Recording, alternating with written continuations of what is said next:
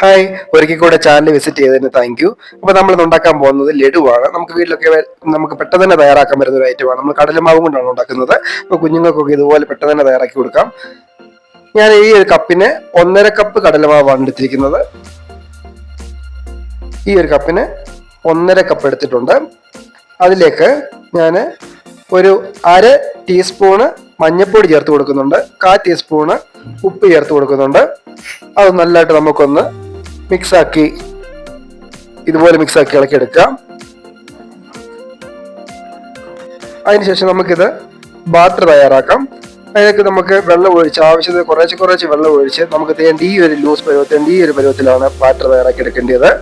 ഒത്തിരി അങ്ങ് വെള്ളം കൂടി പോകില്ല, ഒത്തിരി ടൈറ്റ് ആയി പോകാത്ത പോലെയാണ് എടുക്കേണ്ടത്.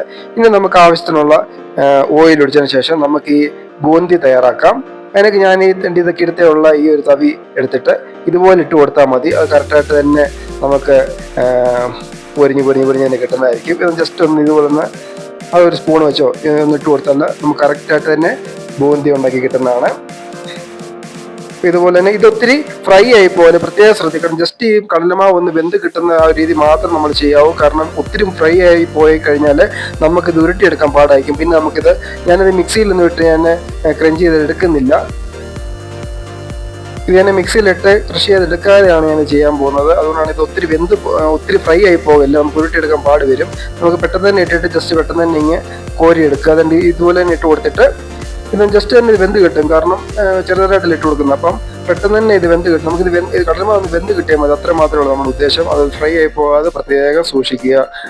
നമുക്ക് ഇതുപോലെ നമുക്ക് ഒട്ടിപ്പിടിച്ചൊക്കെ ഇരിപ്പോടത്തേണ്ടതെന്ന് ചെറുതായിട്ടും ചൂട് മാറിയതിനു ശേഷം നമുക്ക് ഒന്ന് ഇതിങ്ങനെ ഒന്ന് ഇളക്കി കൊടുത്താൽ അത് കറക്റ്റായിട്ട് തന്നെ അത് വിട്ട് കിട്ടുന്നതായിരിക്കും. ഇനി നമുക്ക് പഞ്ചസാര പാനിയാക്കാം. ഈ ഒരു കപ്പിന് ഞാൻ 1 കപ്പ് പഞ്ചസാര മാത്രമേ ഞാൻ എടുത്തിട്ടുള്ളൂ. അതിനൊക്കെ ഞാൻ ഒരു 1/4 കപ്പിനടുത്ത് വെള്ളം മാത്രമേ ഒഴിച്ചിട്ടുള്ളൂ. 1/4 കപ്പ് വെള്ളം ഞാൻ ഒഴിച്ചിട്ടില്ല. അത് നല്ലതായിട്ട് ഇതുപോലെ ഒന്ന്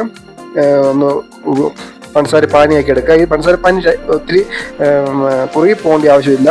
അപ്പോൾ നമുക്ക് തിളച്ച് വരുമ്പോൾ തന്നെ നമുക്ക് ആ ഒരു ബൂന്തിയും കൂടെ അതിനകത്തോട്ട് ഇട്ട് കൊടുത്ത് ഇതുപോലെ ഒന്ന് മിക്സാക്കി ഇളക്കിയെടുക്കുക. ഇനി നമുക്ക് ലോ ഫ്ലെയിം വെച്ചാൽ മതി, മീഡിയം ഫ്ലെയിം വെക്കണ്ട. ഇതുപോലെ ലോ ഫ്ലെയിം വെച്ചൊന്ന് ഇളക്കി കൊടുക്കുക. ഈ പഞ്ചസാരപ്പാനി മൊത്തം ഇപ്പം പെട്ടെന്ന് തന്നെ ഈ ഒരു ബൂന്തിയിലോട്ട് ഇത് പിടിച്ച് കിട്ടുന്നതായിരിക്കും. അതിലേക്ക് നമുക്ക് 1 ടേബിൾ സ്പൂണ് ഞാൻ ഏലക്ക പൊടിച്ച് ചേർക്കുന്നുണ്ട്. അപ്പം ഒരു 3/4 ടേബിൾ സ്പൂൺ ആയാലും ചേർത്താൽ മതി, കുഴപ്പമില്ല, നിങ്ങളുടെ ആ ഒരു ക്വാണ്ടിറ്റി അനുസരിച്ച്. കാരണം ഈ ഏലക്കയുടെ ഈ ഫ്ലേവർ കിട്ടാൻ വേണ്ടി നമ്മൾ ചേർത്ത് കൊടുത്തത്. എന്നിട്ട് ഇത് നല്ലപോലെ തന്നെ ഇതുപോലെ ഇളക്കി കൊടുക്കുക. അതിനുശേഷം ഞാൻ ഒരു 3 ടേബിൾ സ്പൂണ് നെയ്യ് ഒഴിക്കുന്നുണ്ട്. നെയ്യ് ഉറപ്പായിട്ട് ഒഴിക്കണം കേട്ടോ. കാരണം ഈ ലഡുവിനകത്ത് നെയ്യുടെ ഒരു സ്മെല്ലും ടേസ്റ്റും വേറെ ഒരു ലെവൽ തന്നെയാണ്. അപ്പോൾ നെയ്യ് ഒഴിക്കാനായിട്ട് വിട്ടുപോകല്ലേ. നെയ്യ് കൂടെ ചേർത്ത് വേണം ഇത് ഉണ്ടാക്കാൻ വേണ്ടി. ഇതുപോലെ ഇളക്കി കൊടുക്കുക. അതിലൊക്കെ നമുക്ക് നെയ്ക്കകത്ത് തന്നെ ചെറിയ രീതിയിൽ ഫ്രൈ ചെയ്ത നമുക്ക് കാഷ്യൂനട്ടും മുന്തിരിയും കൂടാണ്, കിസ്മിസും കൂടാണ്. അതുകൂടെ ഇതുപോലെ ഇളക്കി കൊടുക്കുക. ഇളക്കി കൊടുത്തതിന് ശേഷം കുറച്ച് നേരം ഒന്ന് റെസ്റ്റ് ചെയ്യാൻ വെച്ചാൽ മതി. അപ്പോഴത്തേക്ക് നമുക്ക് ഈ ഒരു പഞ്ചസാരപ്പാനിയും ഇതെല്ലാം ഒന്ന് മിക്സാക്കി നല്ലതായിട്ട് തന്നെ കിട്ടുന്നതാണ്. അതിനുശേഷം നമുക്കിത് ചെറു ചൂടോട് തന്നെ പെട്ടെന്ന് തന്നെ ഇത് ഉരുട്ടിയെടുക്കണം. കാരണം ഇത് ചൂടോട് മാത്രം ഉരുട്ടിയെടുത്താലേ ഇത് കറക്റ്റായിട്ട് നമുക്ക് ഉരുട്ടിയെടുക്കാൻ പറ്റത്തുള്ളൂ. ചെറിയ ചൂടോടെ തന്നെ ഇത് ഉരുട്ടിയെടുക്കണം. അല്ലെ പിന്നെ ഇത് ചൂട് പോയി കഴിഞ്ഞാൽ പിന്നെ ഇത് ഉരുട്ടിയെടുക്കാൻ പാടായിരിക്കും. അല്ലെങ്കിൽ പിന്നെ ഇത് ഇച്ചിരി പാടായിട്ട് തോന്നുന്നുണ്ടെങ്കിൽ നമ്മൾ ഈ പഞ്ചസാരപ്പാനിക്കകത്ത് ഈ ഒരു ബൂന്തി ഇട്ട് കൊടുക്കുന്നതിനേക്കാൾ മുമ്പേ മിക്സിക്കകത്ത് ജസ്റ്റ് ഒന്ന് ക്രഷ് ചെയ്ത് എടുത്തതിന് ശേഷം നമുക്ക് ബൂന്തി ഇട്ട് കൊടുത്തത് മിക്സാക്കി എടുത്താലും പെട്ടെന്ന് തന്നെ നമുക്കിത് ചെയ്യാൻ പറ്റും. പക്ഷെ നമുക്ക് ആ ഒരു ആ ബൂന്തിയുടെ ആ ഒരു നമ്മൾ കഴിക്കുമ്പം ആ ഒരു ക്രിസ്പിനെസ് കിട്ടത്തില്ല. അതുകൊണ്ടാണ് ഞാൻ ഇതുപോലെ തന്നെ അങ്ങ് മിക്സിക്കകത്തിട്ട് ക്രഷ് ചെയ്തെടുക്കാതെ തന്നെ ഇതുപോലെ തന്നെ ചെറിയ ചൂടോടെ തന്നെ ഉരുട്ടിയെടുത്തതിന് കാരണം.